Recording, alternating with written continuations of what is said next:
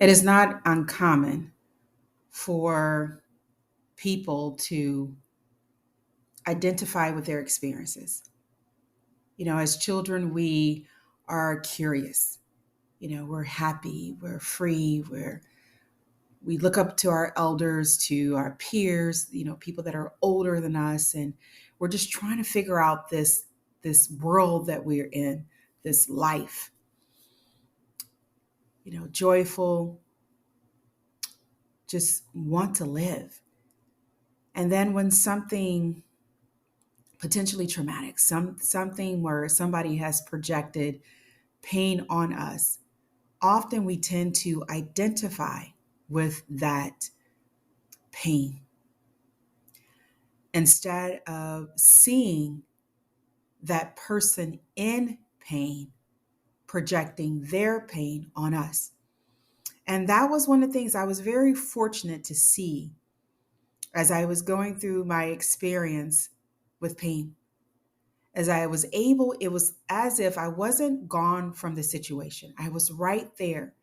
And there was a window that opened up that allowed me to see that what that person was doing was not about me. They were so wrapped up in their pain that they were unable to see actually me in the experience. They were unable to see truly what they were doing. Because if we really saw and observed ourselves, as our true selves, we would not want to project pain on others. But unfortunately, many people, when we experience events like that, or painful experiences, potentially painful, projected pain on us, that we identify with it. And instead of that being just an experience, it becomes the force or energy that navigates our lives.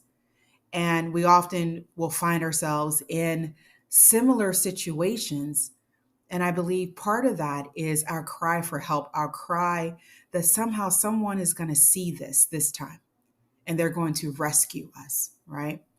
Our desire to understand why someone projects their pain, why someone projected their pain on me. So we can put ourselves in situations also too feeling unworthy, feeling like I deserved what happened. That is who I am. Those are the kind of people I need to be around, unconsciously as well as consciously. We are putting ourselves in the same situations, if you will. We're attracting those situations with us because there's something in us, something inside of us that is drawing that situation to us. And I know that's very hard to grasp sometimes for people, very hard. But if we live more of an awakened life and we really see that projection of pain is not about us, but is about the individual and their way of coping with life, whether they learned it from others, their parents, their grandparents. We start getting into socialization. But when we hold on to identities that are not us, elusive lifestyles, we continue to be in the dark. We continue to have this fog around us, um, we're not allowing ourselves to see things as they truly are. We have made our own um, kind of creation, our own little way of seeing things. And often it's not the right way, especially if it leaves you in pain and continually suffering from the event and replays that are going over and over in your mind. It's one thing to have a replay of a situation and to observe, or it is something that you were supposed to learn from that situation. But it's another thing when it becomes a traumatic replay that um, anxiety, anger, frustration, it kind of overrules you instead of you mastering those emotions and feelings. Instead of you being the observer of the experience, you're now actually in the experience and continue to be in the experience. My children and I, we watched Trolls the other day, about a couple of days ago. And you probably know about Branch, you know, in the movie played by Justin Timberlake.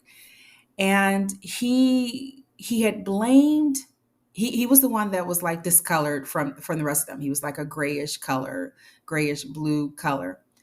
And eventually he tells his story of why he's so negative and you know, just really not with the crowd.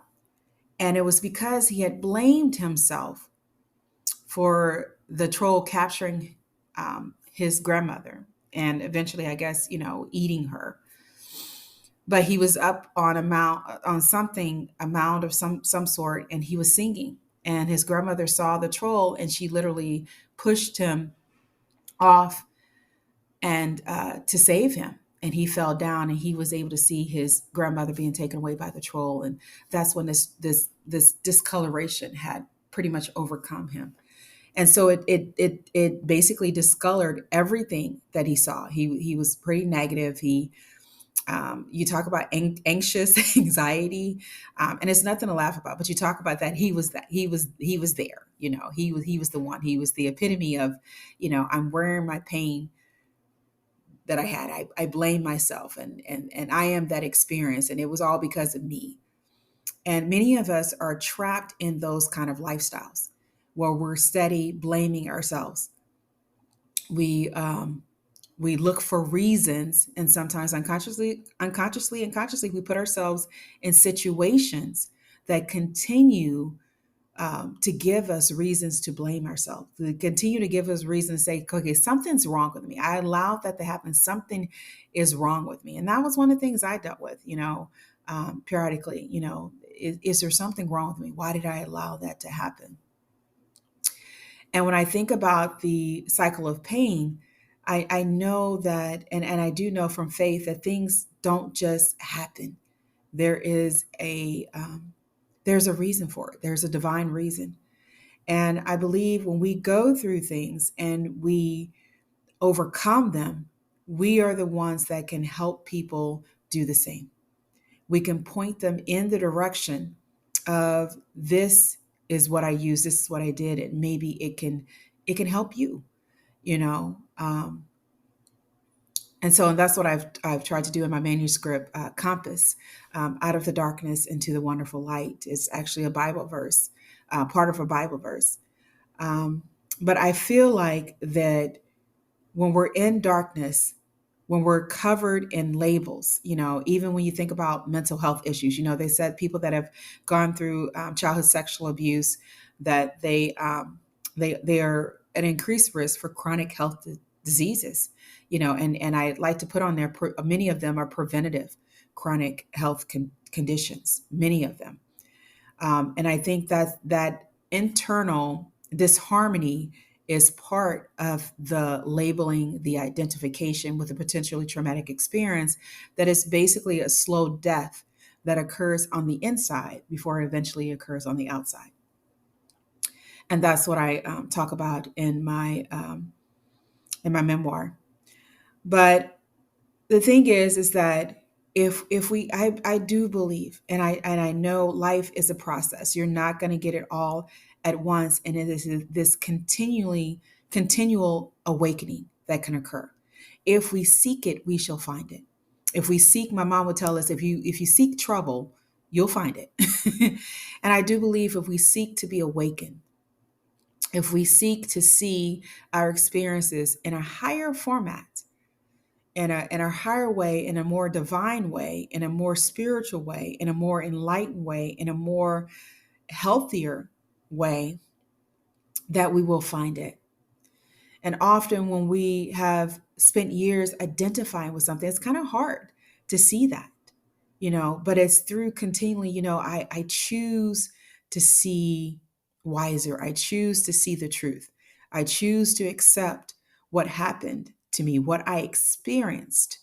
And when we put it in that format, I experience, you know, we all have experiences, and our experiences are not meant to be our labels that we have for the rest of our lives. We are not anxiety. We are not anger. We are not pain.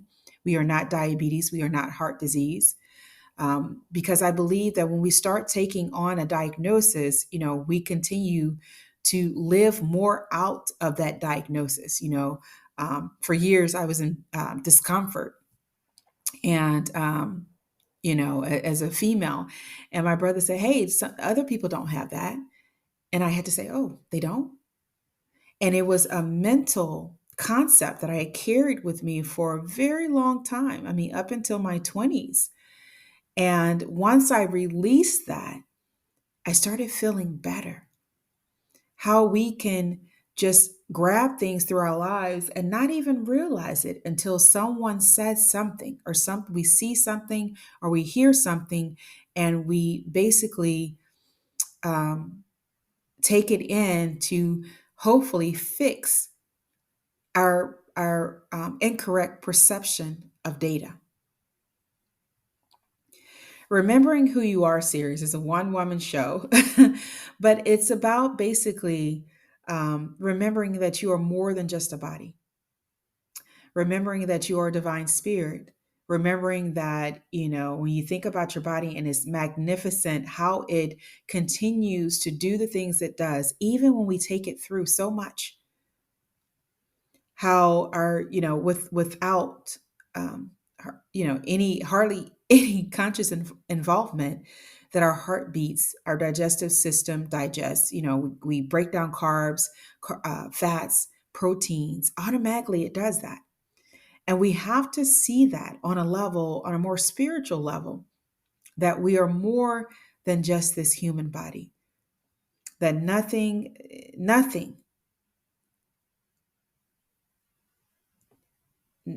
anyone does defines us.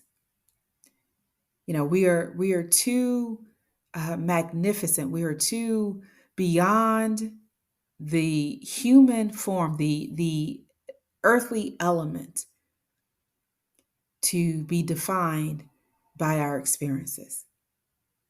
And I think it's just a matter of really just seeking the truth, because that was one of the things I prayed for when I was a little girl. I dropped down on my little shaggy multicolored carpet, and I said, I prayed for the truth, because it's so easy to get distracted by everything that we experience. Even just recently, me getting distracted by my daughter's teachers, my daughter's teacher, and just really feeling frustrated.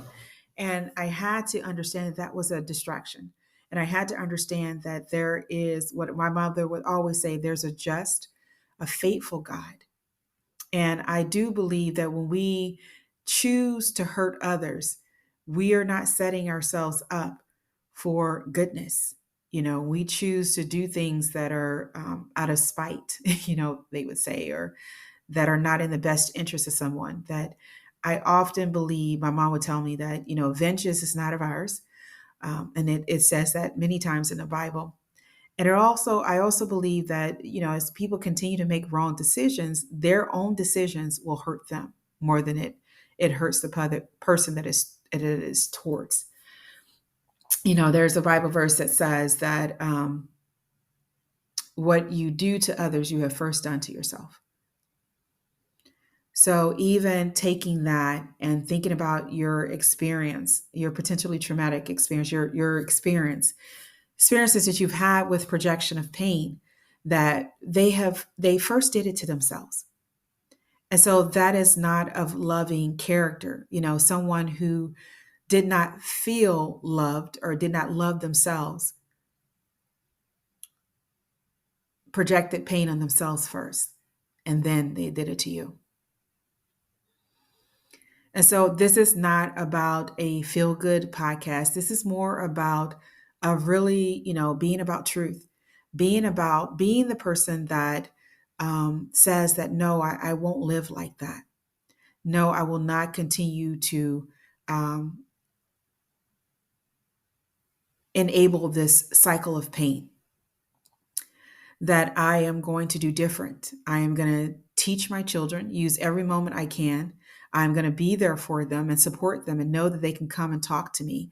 I'm going to address bullying and any other issues that come immediately because of your belief that no one deserves to experience what you experienced or anything similar to that. And that was one of the things I thought as a child.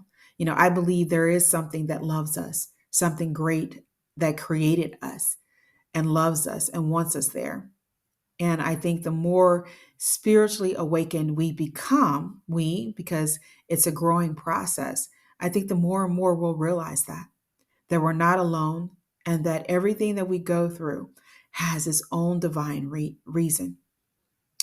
Everything that we go through, that we experience. And so our experiences are not in vain, and we have the ability to rise above our circumstances. We have the ability to rise above our experiences. We have the ability to transcend them and not allow them to be a part of us, but to experience, to take the information that the experience, just like when Super Mario Brothers, and he jump over stuff, and these coins, these treasures start uh, popping out. That's kind of how I see the experience. That as we go through experiences, we have these treasures that pop out, and that we collect them, and they help us to navigate our earthly journey. They help us to spread, to be the light for others, to um, help with knowledge and wisdom and understanding. And I just think life is just so precious. I really do. As a child, as an adult, as a parent, life is precious, and we do the best that we can. And so remembering who you are is about really getting back to the essence of you, the spiritual component of you, the one that is really, really, really here to to love despite the experiences that you go through. So I haven't experienced what you have. I know many of the principles I have gone through, many of the concepts of, the emotions, anger, shame, blame, guilt, as well as feeling betrayed, confusion. Many of those things we all go through, we all experience at some point in our lives, more than once sometimes. But it's about getting through that, with the truth that resides in all of us. And that's how you remember who you are. You seek it. You seek the wisdom inside of you, your heart, your mind, and you take yourself out of that experience. And you try to become more of an observer, to remind yourself, I am not this experience. Anytime you feel like you're getting into it and you're getting involved and all these emotions are coming out, we have to take a step back and say, I'm not the experience. There's something I need to get out of here. There's something, and whatever it is that I really need to get through this experience, I will have. That it doesn't define me. And I think, man, how powerful that is, to live a life like that, where you don't feel defined by it and you're solely focused on what it is you're here to do. And you're enjoying the moments to be enjoyed with family, with friends, just really, serving the world. So this is Tamika Chambers with Create a Generational Love Cycle. And it's about, just really centering around breaking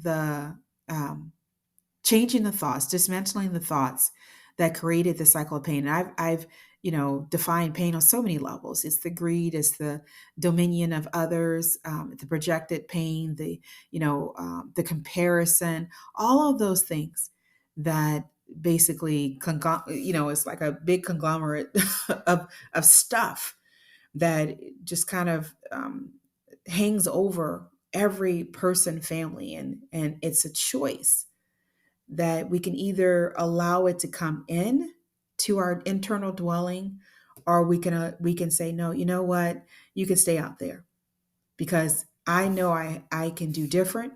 I deserve to do different. I deserve the best, and I will be the best.